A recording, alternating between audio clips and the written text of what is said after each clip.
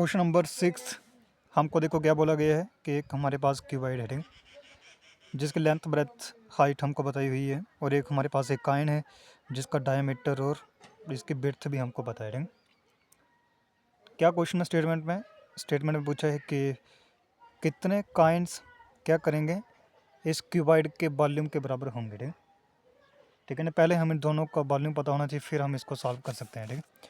तो हमको लिखना गया है,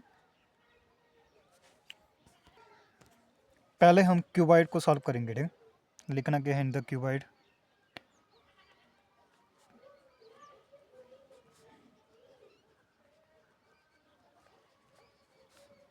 तो क्यूबॉइड को हम सॉल्व करेंगे सबसे पहले। तो लेंथ देखो इसकी कितनी है, जिसको हम एल से डिनोट करते हैं, वो कितनी है यहाँ पे,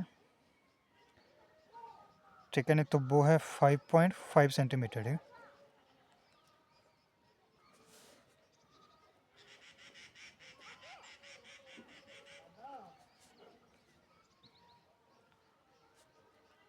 तो ब्रेथ देखो कितनी है, 10 सेंटीमीटर है।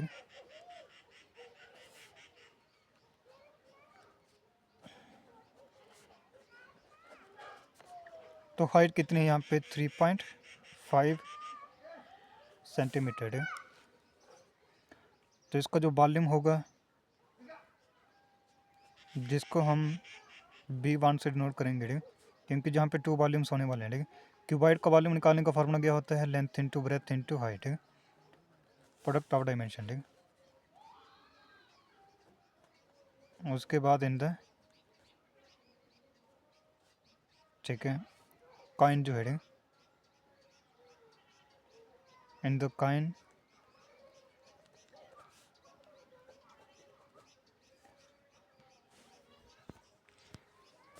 तो इसमें जो जो हमको पता है हम लिखेंगे। डायमीटर हमको पता है, ठीक।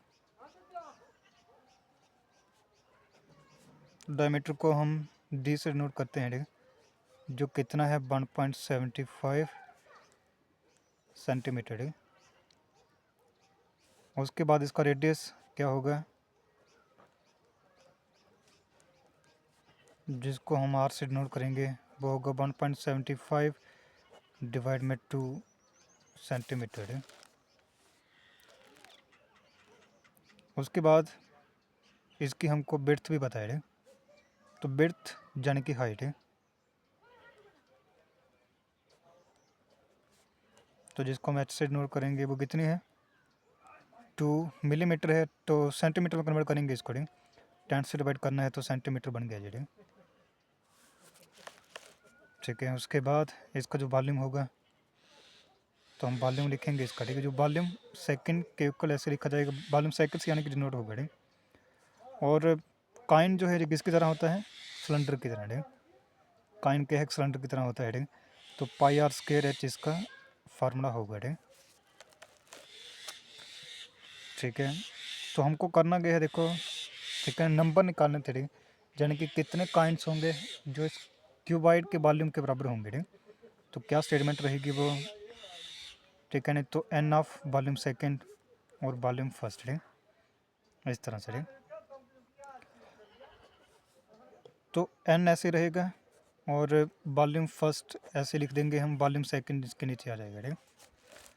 अब वॉल्यूम फर्स्ट वॉल्यूम सेकंड हमको बताना चाहिए इक्वेशन है। तो वॉल्यूम फर्स्ट, ठीक है ना, तो क्या है वो, length into breadth into height, ठीक। वॉल्यूम सेकंड क्या है, पाई आर स्क्वायर एच, ठीक, यही है ना। तो बस इनको सॉल्व करेंगे तो हमारा आंसर मिल जाएगा, ठीक। ठीक है, तो देखो एन ऐसे लिखा जाएगा, जहाँ पर लेंथ कितनी है, तो लेंथ देखो, ठीक है नहीं, तो क्या है बड़े 5.5 है नहीं, तो 55 लिखते हैं, नीचे डिवाइड में 10 लिख देते हैं, ठीक, मल्टीप्लाई 10, फिर उसके बाद 3.5 था नहीं, तो 35 लिखते हैं, इसको डिवाइड में 10 आ गया, ठीक। अब डिवाइड में पाई आर स्क्वायर एच यानी कि 22/7 मल्टीप्लाई, ठीक है, रेडियस देखो कितना है, ठीक, 1.75 था ना, वॉल्यूम सेकंड काटेंगे यानी कि उस कॉइन काटेंगे। तो क्या करते हैं, इसको 175 ऐसे लिखते हैं, डिवाइड में क्या कर देते हैं, ठीक है ना। तो जो भी जहाँ पे नंबरिंग है, ठीक है ना, ठीक है नहीं, तो क्या होगा ठीक है 1 पॉइंट देखो 1/1.75 डिवाइड में 2 था ठीक है, यानी कि क्या आएगा नीचे 200 ठीक है। तो 2 अलग से और जिस साथ में 100 भी अलग से ठीक है। मल्टीप्लाई ऐसे जहाँ पर फिर से लिखा जाएगा क्योंकि स्क्वायर में है ठीक है। तो 200 मल्टीप्लाई फिर कितना आ गया 2/10। बस इनको सॉल्व करना है तो हमारा आंसर मिल जाएगा हमको ठीक है। J10 कैंसिल आउट हुए ठीक है ना। तो जो जो कैंसिल आउट हो सकता है हम उसको कैंसिल आउट करते जाएंगे ठीक है ना।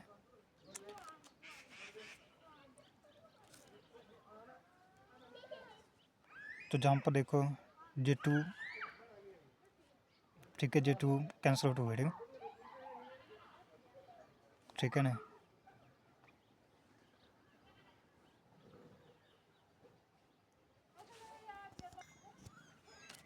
तो पूरे जो कैंसिल आउट करके हमारे पास जो देखो आंसर रहेगा ठीक है ना। जिस सभी क्या होंगे कैंसिल आउट हो जाएंगे ठीक है, जितने यहाँ पे टर्में हैं ठीक जो हमको दिख रही हैं ठीक है ना। तो जहाँ पे बच गया रहे देखो 55 इंटू ठीक है ना, तो मल्टीप्लाई जहाँ पर क्या आ गया 35 डिवाइड में 10 और फिर डिवाइड में कितना आ रहा है 22/7 मल्टीप्लाई 175 डिवाइड में देखो कितना आएगा जी मल्टीप्लाई 175 ठीक है। डिवाइड में देखो जी 100 ठीक है, जहाँ पर 100 है जहाँ पर भी 100 है ठीक है मुझे भी ठीक है।